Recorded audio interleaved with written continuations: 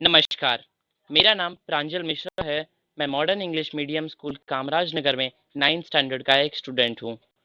आज हम जिनके बारे में बात करने वाले हैं, उन्हें किसी भी तरह के इंट्रोडक्शन की ज़रूरत नहीं है, क्योंकि ये बात हम सभी जानते हैं कि हमारे भारतीय संविधान के शिल्पकार और लोगों को न्याय दिलाने वाले कौन थे।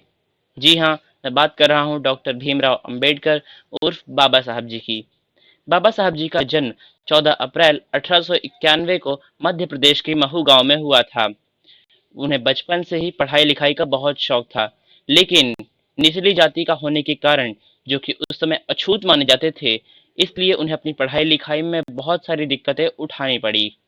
वैसे तो लोग उन्हें उनके कई कर्मों से जानते हैं, लेकिन उनका एक जो बहुत बड़ा काम था, वो था समाज को सुधारना और उसे एक नई दिशा प्रदान करना। बड़े होने के बाद भी ऐसी ही परेशानियां उनके बीच में आई। उन्हें ऐसी परिस्थितियों का सामना करना पड़ा जब उन्हें जातिवाद को लेकर उन्हें ठीक से पढ़ने नहीं दिया जाता था, उनकी शिक्षा में रुकावट आती थी। लोगों की इन्हीं सोच और जातिवाद के कारण उनका मन बहुत दुखी हुआ। तभी से उन्होंने ये दृढ़ निश्चय कर लिया कि वे समाज की सोच को बदलेंगे और जातिवाद को खत्म करेंगे। वे समाज की बुराइयों से ऊपर उठे और अपनी विद्या के बल पर लंदन पढ़ने के लिए चले गए। कड़ी मेहनत और पढ़ाई करके 1922 में वे लंदन में बैरिस्टर बन गए और चाहते तो वहां आराम की जिंदगी बिता सकते थे, परंतु अपने देशवासियों को न्याय दिलाने की चाह और अपनी मातृभूमि के प्रति प्रेम के कारण वे भारत लौटे और संघर्ष करने लगे। जिस समय बाबा साहेब भारत में लौटे, उस समय देश में दलितों की बहुत बुरी दशा थी।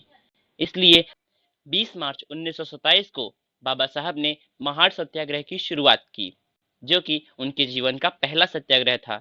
इस सत्याग्रह का कारण यह था कि दलितों को किसी भी तरह के सार्वजनिक तालाब को छूने तक की भी अनुमति नहीं थी।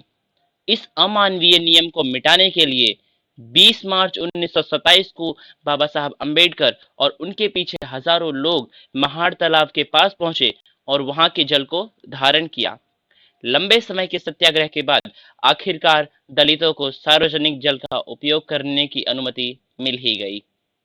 बाबा साहब जातिवाद को भारत से पूर्णतः मिटाना चाहते थे और इसलिए यह जरूरी था कि उस नींव को सबसे पहले ध्वस्त किया जाए जिस पर यह जातिवाद की इमारत खड़ी थी, और वह नींव थी मनुस्मृति नामक एक पौराणिक पुस्तक। अब आप सोच रहे होंगे कि आखिर इसमें एक पुस्तक का दोष क्या है। तो इस पुस्तक का दोष यह था कि ये सिर्फ उच्च जाति को ही बढ़ावा देती थी, लेकिन निचली जाति के लिए बहुत से संकट और भेदभाव उत्पन्न किया करती थी।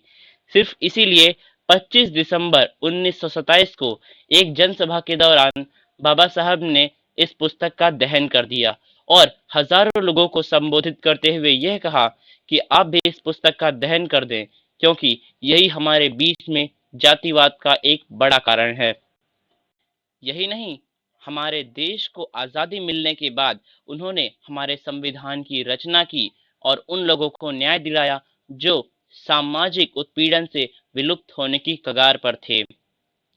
ऐसे हमारे महान बाबा साहेब की 6 दिसंबर 1956 को उनका महापरिनिर्वाण हुआ।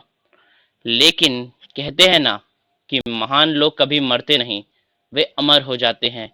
उसी प्रकार वो भी अमर हो गए अपने कर्मों से, अमर हो गए अपनी सोच से, और आज भी भारत के हर राज्य में, हर शहर में उनको भगवान की तरह पूजते हैं। ऐसे बाबा साहब को मेरा शत शत नमन।